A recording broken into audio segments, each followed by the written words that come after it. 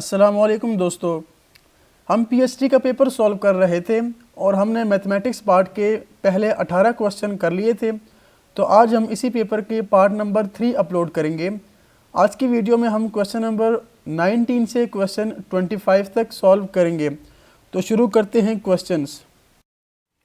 तो स्टार्ट करते हैं हम क्वेश्चन नंबर 19 से। क्वेश्चन है, two supplementary angles measure 3x + 5 and 9x - 5, what is the value of x। यानी दो सप्लीमेंट्री एंगल्स आपको गिवन है जिनकी मेजरमेंट भी आपको दी गई है और x की वैल्यू पूछी गई है। हम पहले चेक करते हैं कि सप्लीमेंट्री एंगल्स कौन से एंगल्स होते हैं। कोई भी दो एंगल्स हों, अगर उन दोनों को जमा किया जाए और आंसर 180 डिग्री के इक्वल आ जाए, इसका मतलब है कि वो दोनों एंगल्स सप्लीमेंट्री एंगल्स हैं। मीन्स अगर दो एंगल्स को सम किया जाए और उनका आंसर 180 डिग्री आ जाए तो उन एंगल्स को हम सप्लीमेंट्री एंगल्स कहते हैं। जबकि अगर दो एंगल्स को हम जमा करें और आंसर 90 डिग्री आ जाए तो वो कम्प्लीमेंट्री एंगल्स होंगे। अब यहाँ पर गिवन है कि ये दोनों एंगल्स सप्लीमेंट्री एंगल हैं, तो जब हम इन दोनों को जमा करेंगे तो आंसर 180 डिग्री आएगा। तो इस कंडीशन को यूज़ करते हुए हम कुछ यूँ लिख सकते हैं। अब इस इक्वेशन से आपने x की वैल्यू फाइंड करनी है। 3x + 9x = 12x और 5 - 5 कैंसिल हो जाएगा, तो यहाँ से 12x = 180 आ जाएगा। x की वैल्यू के लिए आप 12 को डिवाइड कर दें, 180 के नीचे डिवाइड करेंगे तो हमारे पास आंसर आ जाएगा 15 डिग्री। तो x की वैल्यू यहाँ पर 15 आ गई। B is the correct option. Question number 20 है, in a right angle triangle the base angle is 45 degree where as the side length is 3 decimetre, the length of perpendicular is. यानी आपको एक right angle triangle में base angle दिया हुआ है जबकि side length भी दी गई है 3 डेसीमीटर और परपेंडिकुलर की लेंथ फाइंड करनी है। तो गिवन डाटा को यूज़ करते हुए हमने एक राइट एंगल ट्राइंगल बना लिया। यहाँ पर एंगल ए जो है बेस एंगल है और वो 45 डिग्री है, जबकि एंगल बी, चूँकि ये एक राइट एंगल ट्राइंगल है तो एंगल बी को हमने 90 के इक्वल रख लिया। आपको ये भी गिवन है कि साइड लेंथ 3 डेसीमीटर है और वो साइड लेंथ वहाँ पर बन रही है जहाँ पर बेस एंगल बन रहा है, यानी कि उसको हम बेस लेंथ कहेंगे। तो बेस लेंथ हमने 3 डेसीमीटर यहाँ पर रख ली। अब ये ट्रायंगल एक आइसोसेलेस ट्रायंगल है। आइसोसेलेस ट्रायंगल एक ऐसा ट्रायंगल होता है जिसकी दो साइड्स और दो एंगल्स इक्वल होते हैं। Two angles and sides opposite to them are of equal length. क्योंकि यहाँ पर एक एंगल 90 डिग्री है, दूसरा 45 डिग्री है। आपको पता है कि किसी भी ट्रायंगल में तीनों एंगल्स का सम 180 डिग्री होता है। तो इस प्रॉपर्टी को यूज़ करते हुए हमारे पास तीसरा एंगल सी 45 डिग्री के इक्वल आएगा। एंगल ए भी 45 डिग्री के इक्वल हो गया, एंगल सी भी 45 डिग्री के इक्वल हो गया और एंगल सी के सामने वाली साइड 3 डेसीमीटर है। तो इसलिए एंगल ए के सामने वाली साइड जो कि परपेंडिकुलर है वो भी 3 डेसीमीटर ही होगी, क्योंकि ये एक आइसोसेलेस ट्रायंगल है। तो हमने आइसोसेलेस ट्रायंगल की डेफिनेशन को यूज़ करते हुए बता दिया कि परपेंडिकुलर यानी BC की लेंथ 3 डेसीमीटर होगी। आप फार्मूला भी यूज़ करके ये बता सकते हैं। तो यहाँ पर करेक्ट ऑप्शन सी है। क्वेश्चन नंबर 21 है, in the given figure measurement of angle C = 40 degree, what will be measurement of angle AOC। एक फिगर में आपको measurement of angle C given है 40 डिग्री और आपसे मेजरमेंट ऑफ एंगल AOC, ये जो आउटर एंगल बन रहा है, इसकी आपको मेजरमेंट फाइंड करनी है। अब फिगर को देखते हुए हम ये बता सकते हैं कि जो ट्रायंगल बन रही है CBO, ये एक राइट एंगल ट्रायंगल है और राइट एंगल यानी कि 90 डिग्री बी पर बन रहा है। Angle B = 90 degree. सबसे पहले हम इनर एंगल जो ट्रायंगल के अंदर बन रहा है COB या BOC, पहले हम ये फाइंड करते हैं। इसके लिए हम कैसे फाइंड करेंगे BOC। आपको पता है कि किसी भी ट्रायंगल के तीनों एंगल्स का सम 180 डिग्री होता है। तो इस प्रॉपर्टी को यूज़ करते हुए हमने एंगल BOC फाइंड कर लिया जो कि 50 डिग्री के इक्वल है। इसके बाद एंगल AOC फाइंड करने के लिए आप सबसे पहले ये देखें कि एक स्ट्रेट लाइन पर मैक्सिमम 180 डिग्री एंगल्स बन सकते हैं और BOC + AOC एक स्ट्रेट लाइन बनाता है। तो हम लिख सकते हैं कि angle BOC + angle AOC = 180 degree.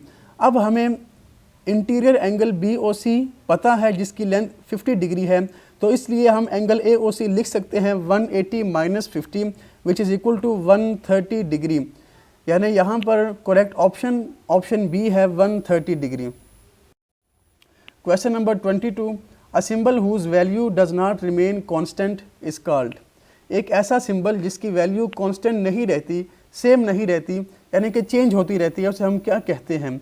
Literal, variable, coefficient या बोथ ए एंड बी। सबसे पहले हम देख लेते हैं कि लिटरल क्या होता है, वेरिएबल और कोएफिशिएंट में क्या फ़र्क है। Literal, a symbol use to represent different quantities. Literal एक ऐसा सिंबल होता है जो कि हम मुख्तलिफ क्वांटिटीज़ को रिप्रेजेंट करने के लिए यूज़ करते हैं। For example, days in a week के लिए हम डी यूज़ कर सकते हैं, डी इक्वल टू 7। इसी तरह sum of angles in a triangle के लिए हम कोई भी सिंबल यूज़ कर सकते हैं। यहाँ पर मैंने अल्फ़ा यूज़ किया, अल्फ़ा इक्वल टू 180 डिग्री। तो लिटरल एक ऐसा सिंबल होता है जो कि हम किसी भी क्वांटिटी को यूज़ करने के लिए लिख लेते हैं अपनी आसानी के लिए।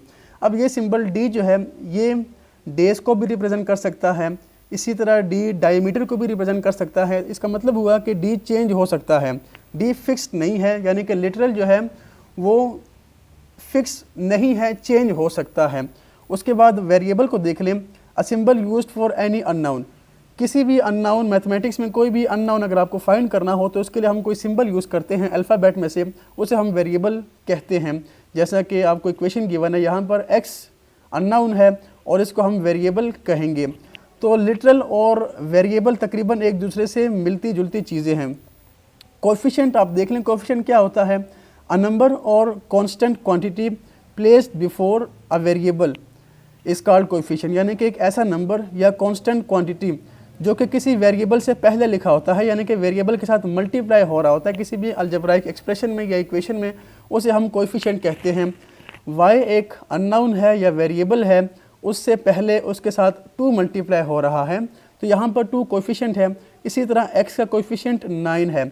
अब कोएफिशिएंट एक नंबर होता है, कांस्टेंट होता है, यानी कि ये चेंज नहीं होता, मगर वेरिएबल और लिटरल चेंज होते हैं, ये कांस्टेंट नहीं रहते। तो क्वेश्चन है, symbol whose value does not remain constant, वो सिंबल जो कि कांस्टेंट ना हो, चेंज होता हो, वो लिटरल भी है, वेरिएबल भी है, यानी option number D, both A and B, ये दोनों करेक्ट हैं।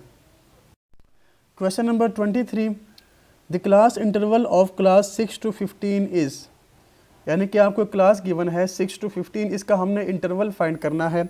बेसिक स्टैटिस्टिक्स से रिलेटेड ये क्वेश्चन है। अब क्लास इंटरवल फाइंड करने का बहुत आसान तरीका है, upper class limit minus lower class limit. अब यहाँ पर अपर क्लास लिमिट 15 है और लोअर क्लास लिमिट 6 है, तो 15 माइनस 6 जो भी होगा वो इस क्लास का इंटरवल है। 15 माइनस 6 इज़ 9, इसका मतलब गिवन क्लास 6 to 15 का इंटरवल 9 है। C is the correct option. Question number 24, in which graph the data is represented by adjacent rectangles. इनमें से कौन सा ऐसा ग्राफ होता है जिसमें हम डाटा को एडजेसेंट रेक्टेंगल्स की मदद से ड्रॉ करते हैं।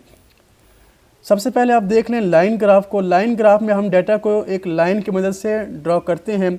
लाइन स्ट्रेट भी हो सकती है, कर्व भी हो सकती है।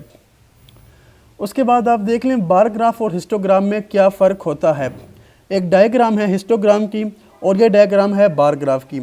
अब इनमें इतना खासा फ़र्क नहीं है, मगर जो थोड़ा बहुत फ़र्क है वो ये है कि हिस्टोग्राम में हम रेक्टेंगल्स को एडजेसेंट बनाते हैं, जबकि बार ग्राफ में रेक्टेंगल एडजेसेंट नहीं होते। इसके अलावा हिस्टोग्राम क्वांटिटेटिव डाटा को प्लॉट करती हैं, यानी कि इनमें क्वांटिटी होती है, नंबर्स होते हैं, जबकि बार ग्राफ में हम क्वालिटेटिव या ग्रुप डाटा को प्लॉट करते हैं। ये आपके सामने लिखा भी है, कुछ यहाँ पर इनकी खुसूसियात लिखी हुई हैं।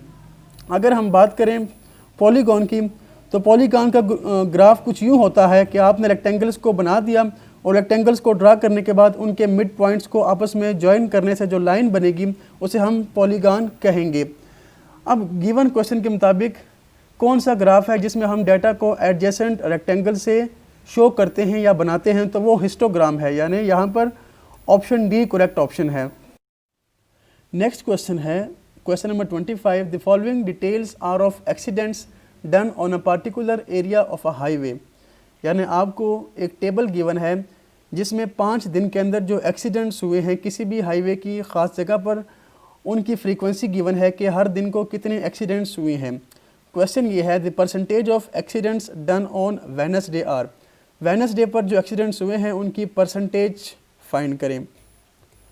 अगर हमें परसेंटेज फ्रीक्वेंसी फाइंड करनी हो किसी भी पार्टिकुलर वैल्यू की या किसी भी पार्टिकुलर फ्रीक्वेंसी की, P फॉर पार्टिकुलर, तो उसके लिए हम क्या करेंगे उसका फार्मूला है उस पार्टिकुलर फ्रीक्वेंसी को डिवाइड करेंगे टोटल फ्रीक्वेंसी से और मल्टीप्लाई कर देंगे 100 से। अब हमने परसेंटेज फाइंड करनी है उन एक्सीडेंट की जो कि वेडनेसडे को हुए हैं। तो आप देखें फ्रीक्वेंसी जो है वो 6 बनती है और टोटल फ्रीक्वेंसी इन सब को आप जमा करें तो आंसर आएगा 30 और मल्टीप्लाई कर दें 100 से।